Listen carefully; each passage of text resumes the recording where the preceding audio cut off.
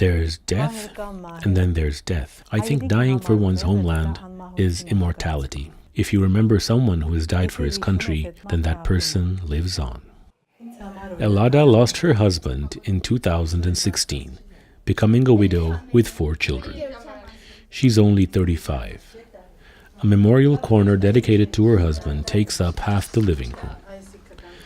The many commemorative items include a Medal of Valor and a Combat Cross, which were awarded to him in the course of the 25 years that he helped defend Artsakh's volatile border. Artilleryman and Lieutenant Colonel Aram Arushanyan was killed in April 2016 in Martakert. This is our fate. This is our land. If I don't go to fight, if you don't go to fight, then what are we supposed to do? Surrender our homes and run? Where to? The women of Artsakh are tough, Ellada says with a smile. During the April War, while her husband was fighting on the border, she was in Martakert with the kids, riding out the Azeri bombardment. As rockets whizzed by above our heads, we did like this. Had we not been tough, would we have stood our ground?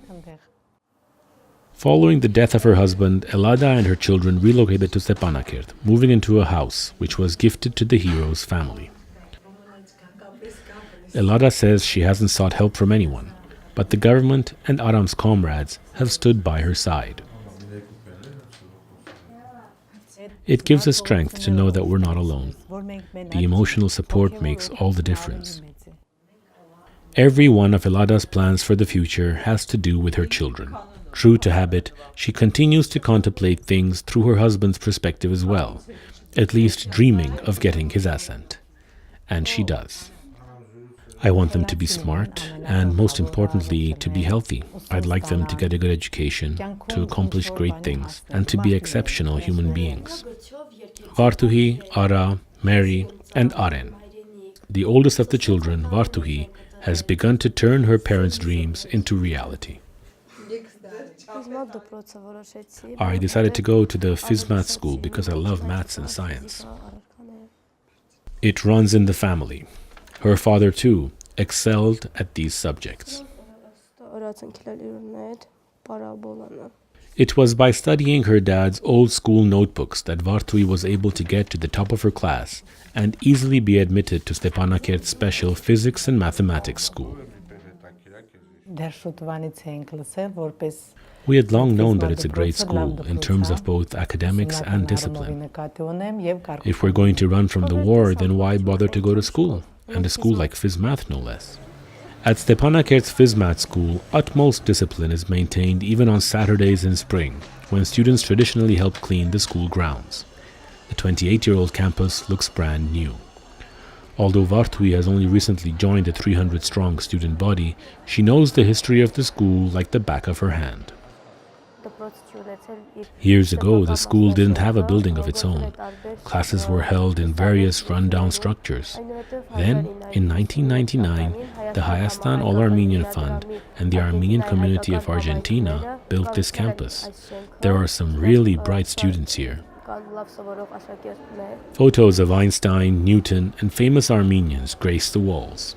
In Artsakh, the passion for learning goes hand in hand with an appreciation for greatness. It's out of patriotism that Armenians from across the world are building and renovating structures in Artsakh. In other words, although they live outside the homeland, they want to help it in any way they can. Helping students with an aptitude for math and science get an advanced education is already a great accomplishment. That is to say, by supporting education, our benefactors are also helping the future development of Artsakh. The school draws Artsakh's brightest young minds. Many of them participate in inter-school competitions and often win gold medals, and most will continue their education in prestigious colleges and universities, whether in the homeland or abroad. Varduhi has been attending the PhysMath School for only a few months. She's already among its top students. I don't have my picture here because I'm new, but at the end of the year, if I finish with good grades, my picture too will be posted. Thanks to her classmates and teachers, Varduhi was the first in our family to return to life, so to speak, since all of us had lost our life colors after my husband's death. The warmth and excitement of the school has raised the spirits of the fatherless family. Ellada adores her children and is particularly proud of her oldest daughter's achievements. That's because Varduhi is also a talented writer, although she no longer writes about swallows in springtime. Here's a line from her latest poem. Today too, I will wait for my father. I wish Artsakh will live forever and everyone recognizes our homeland. In order to have Artsakh recognized by the world, young and old alike are making an effort in big and small steps, from their optimism and outstanding school grades to the triumphant beats of the dhol.